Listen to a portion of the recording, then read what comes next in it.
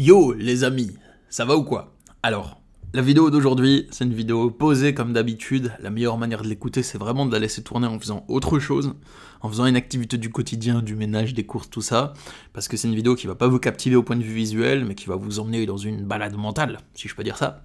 Aujourd'hui, on va parler de l'aspect énergétique des relations humaines, et de pourquoi il est capital, et que c'est super important de l'appréhender. J'ai une chose à vous dire, et ensuite je vais la développer pendant le reste de cette vidéo. La chose, c'est que votre mental, il peut et il est probablement conditionné. Il peut être conditionné et il l'est probablement. Mais votre énergie, vos sensations énergétiques, elles ne le sont pas. Vraiment ce que vous ressentez. Les sensations, c'est vos sens qui les captent. On peut modifier vos capteurs, bien sûr, mais là je vais parler de quelque chose. Je parle de la sensation que vous avez quand vous échangez de l'énergie avec une personne, quand vous parlez avec une personne, quand vous êtes en connexion avec une personne, quand simplement vous discutez par message, quand vous la voyez, quand vous passez une après-midi avec une personne. Ça vous laisse une sensation énergétique particulière. Mais souvent, cette sensation énergétique, vous ne la captez pas parce que vous n'êtes pas vraiment connecté à vous-même, connecté à vos sensations, connecté à ce que vous ressentez, connecté à votre énergie. Et si vous n'êtes pas connecté à votre énergie, c'est soit que vous n'avez pas du tout appris à l'écouter, que vous n'avez pas pris de temps pour ça, ou bien c'est que vous êtes trop conditionné par votre mental avec beaucoup trop de pensées parasites pour être capable de vous connecter à votre énergie et à vos sensations. Moi, j'étais comme ça à l'époque. En fait, j'avais des fortes intuitions sur les choses. J'arrivais à remarquer quand l'énergie d'une personne, elle changeait. C'est-à-dire, rien qu'en discutant par message, j'arrivais à repérer quand une personne s'éloignait de moi et n'avait pas forcément les mêmes intentions envers moi ou la même envie de me voir ou ce genre de choses, même si la personne ne le disait pas, mais je le remarquais, je le ressentais par message. Et je suis pas du tout un cas isolé, hein. Si on s'entraîne à écouter ça, on peut tous remarquer ce genre de choses, hein. C'est pas un don, un prodige, vous voyez. Mais c'est juste pour vous citer l'exemple.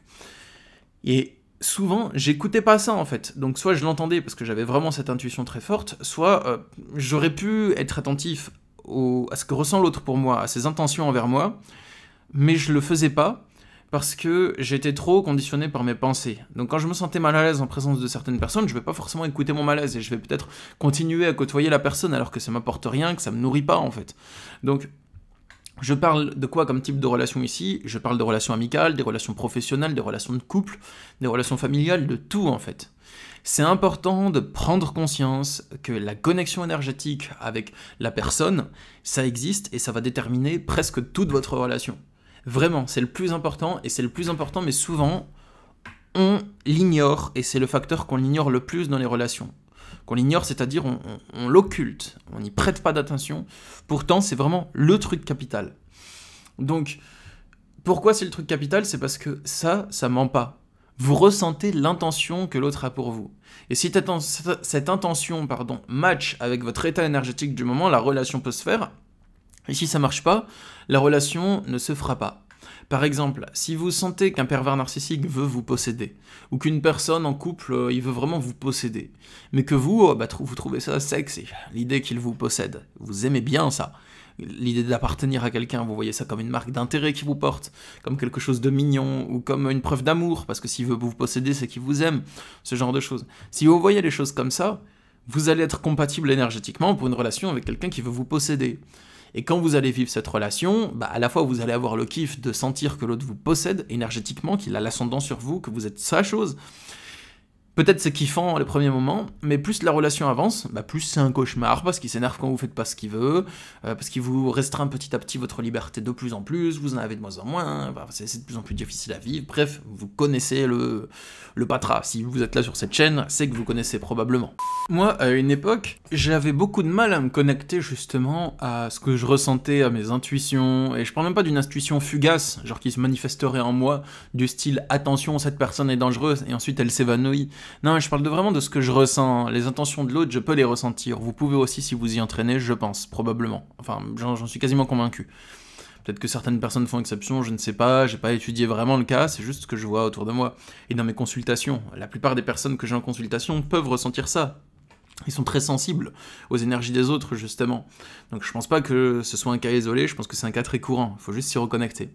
Mais donc je disais que moi, je m'y connectais pas en fait. Je pouvais ressentir les intentions des autres si je réfléchis et que je regarde mon passé, je me rends compte que j'ai toujours ressenti les intentions des autres, mais que j'étais pas à l'écoute de ça.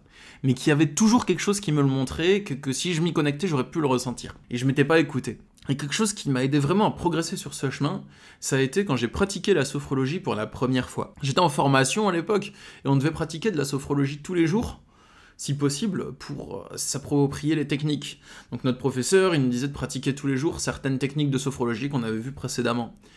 Et plus je pratiquais la sophrologie, plus je me disais, mais c'est un truc de dingue en fait. Je peux ressentir mon sang qui coule dans mes veines, je peux ressentir mes muscles, je peux ressentir mes os si je m'y connecte vraiment profondément. Bon, ça c'est un peu plus dur, hein, mais c'est faisable si on connaît les portes d'entrée pour accéder au ressenti des os. Et j'en partage dans mes retraites hein, si vous le souhaitez. Voilà, mais je me suis connecté à ça et c'est un truc que j'avais jamais fait de toute ma vie. Avant, j'avais l'impression que je me connectais à mon corps seulement quand j'avais mal. J'avais mal quelque part, je ressentais mon corps. Voilà. Mais là, je m'y connectais alors que j'allais bien et que mon corps en avait pas mal. Et maintenant, à force d'avoir pratiqué ça pendant longtemps, je suis très connecté à mon corps et à toutes les sensations corporelles. Et les sensations énergétiques, elles se manifestent au travers de votre corps. Donc, si vous rencontrez quelqu'un qui n'a pas des bonnes intentions pour vous, par exemple, énergétiquement, vous pouvez le remarquer. Et les manifestations de cette énergie, sur lesquelles vous pouvez vous appuyer pour le remarquer, si vous n'avez pas l'habitude de le faire, c'est de vous connecter à votre corps et de regarder ce qui change dans votre corps quand vous côtoyez cette personne et quand vous arrêtez de la côtoyer.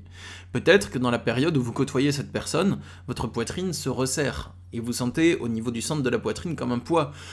Une difficulté à respirer, peut-être qu'avec certaines personnes, c'est votre gorge qui se serre. Peut-être que c'est au niveau du cerveau et du crâne que vous avez des sensations énergétiques différentes. Avec d'autres personnes, vous allez probablement ressentir l'inverse, que votre cœur s'ouvre, que vous avez le sourire, que vous débordez de joie, que intérieurement, dans votre cœur, en fait, il y a de la joie, il y a de la lumière, enfin, c'est une sensation, j'essaie de mettre des mots dessus, mais on n'a pas l'habitude de le décrire, donc je fais comme je peux pour les personnes plus terre-à-terre. Les personnes plus spirituelles auront pas de mal avec ce que je dis, mais les personnes plus terre à terre, ça peut être difficile d'accès. Voilà, je fais de mon mieux en tout cas, pour vous simplifier les choses. Donc, je pense que c'est important de connaître ce phénomène et de l'admettre dans votre réalité, d'admettre que ça existe. Si vous admettez pas que ça existe, vous allez avoir du mal à prendre des décisions dans votre vie certaines fois, à certains moments, parce que vous n'allez pas tenir compte de vos sensations énergétiques, et vous allez laisser votre cerveau tout gérer. Le cerveau doit prendre les décisions. Alors est-ce que cette personne est une bonne ou une mauvaise personne et vous allez essayer d'analyser, je sais pas, son non-verbal, ce qu'il vous a dit tel jour, ce qu'il vous a dit tel jour, et ça va être juste de l'analyse, de la réflexion. Et par la réflexion, le cerveau il va se sentir perdu, parce qu'il peut pas tout analyser comme ça. Donc c'est important de prendre en compte l'aspect énergétique, parce que même dans votre réflexion, à ce moment où vous pouvez vous appuyer dessus. Ah, je me suis senti comme ça en sa présence. J'ai senti qu'il était pas bien intentionné, j'ai senti qu'il dit ça, j'ai senti qu'il fait ça. Voilà, l'autre personne. Et vous allez pouvoir vous baser là-dessus pour prendre vos choix, pour décider de qui vous côtoyez, qui vous laissez entrer dans votre vie, qui vous laissez sortir de votre vie. En prenant en considération le fait que ça existe, et que c'est quelque chose d'important, et que c'est quelque chose de très déterminant pour votre relation, eh bien, vous pourrez prendre des décisions relationnelles beaucoup plus faciles.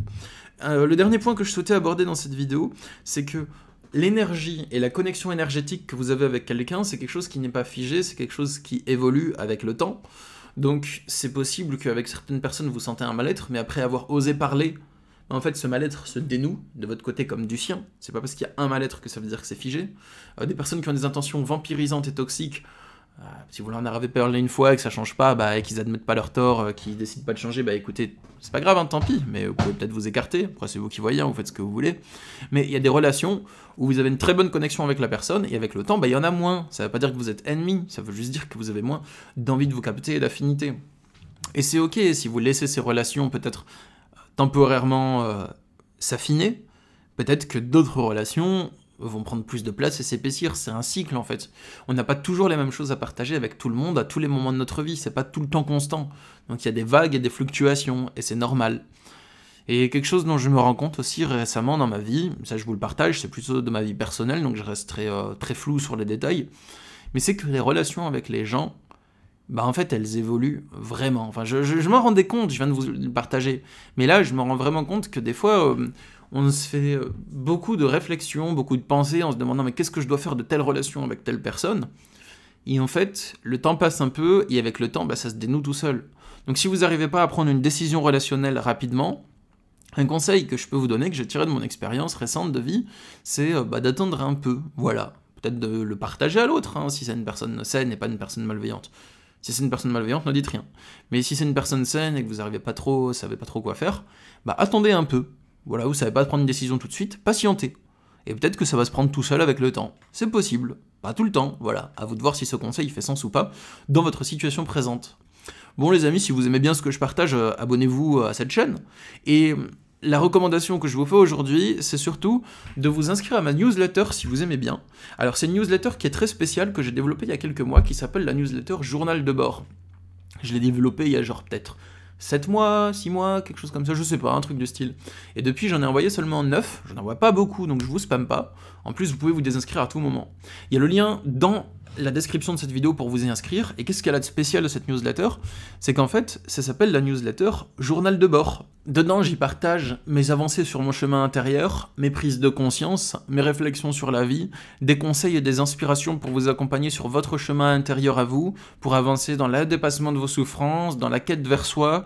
Si vous aimez bien ça, bah vous pouvez vous abonner à cette newsletter, voilà, vous recevrez des mails de ma part qui sont bien rédigés avec le cœur. J'écris vraiment avec le cœur là-dedans, seulement quand je le sens. Il n'y a pas de fréquence régulière, donc des fois je peux passer un mois et demi sans vous en envoyer, et des fois je peux vous en envoyer un toutes les 2 semaines. Enfin voilà, ça dépend vraiment de quand je sens que j'ai quelque chose à vous dire.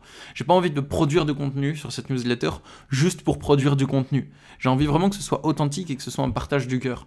Et j'ai beaucoup de retours positifs et beaucoup de gens intéressés, donc voilà, si vous souhaitez rejoindre, découvrir, voir si ça vous plaît ou pas, bah voilà, vous pouvez vous abonner, et il y a un lien en bas de chaque mail pour vous désabonner en un clic, voilà, et je vous enverrai pas de spam. Bon voilà les amis, je vous souhaite une bonne journée, je vous fais des bisous, et je vous dis à bientôt pour de nouvelles aventures sur le journal de bord. Voilà, au revoir.